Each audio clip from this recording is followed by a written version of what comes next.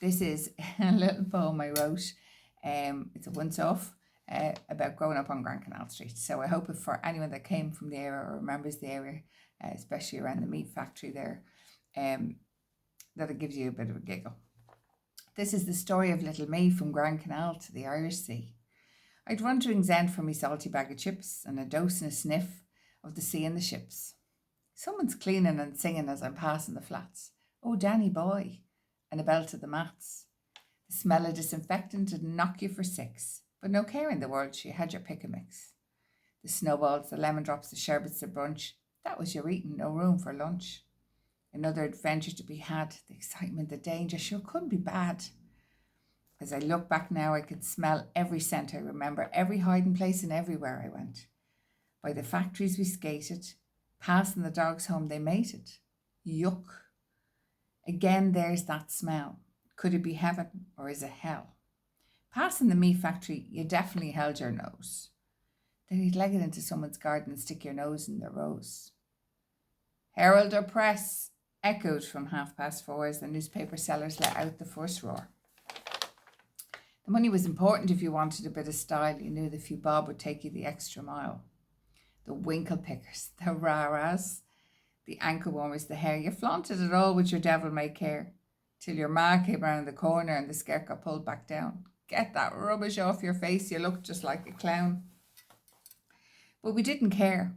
Life was full of fun. Sure, if they'd their own way, we'd have ended up a nun. Now, the sirens would go off and a cow would make their escape.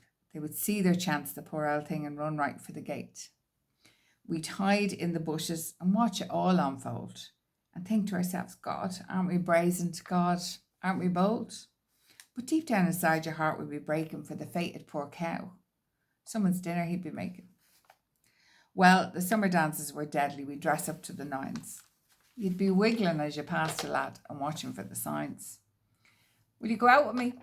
Get lost. You never said yes straight away, no matter what the cost. Can I walk you home? No thanks, I'm grand.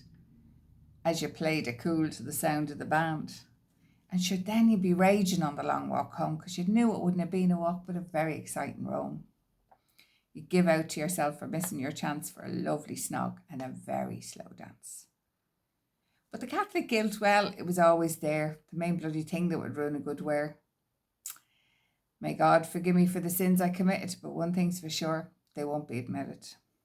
See, blessed are we who grew up by the quay, the canal and the strand, and our street, it was grand. I loved it all, knew every crack in the wall, every bump in the road, and the happiness showed. I grew up on that street that gave me freedom in my feet, and I believed the pain it could defeat. My memories are precious and will always remain the time of my life, my moments to claim. When my moment does come and I'm on my last bed, these will be the happy thoughts that run around in my head. Not everyone gets to have so much fun. The overprotected, walk now, don't run. So to the parents out there who care very much, maybe ease up a little so your kids can be such. The name Grand Canal just always meant grand. The friendships, the neighbours, the walk to the strand. Sitting on the steps, smiling, the sun on my face. Sure, the world would go by, no rushing, no pace. But there was the smell that hung in the air. I lifted my nose and the wind blew my hair. Where did it come from? The sea or the strand? Well, it didn't matter anyway. Sure, everything was grand.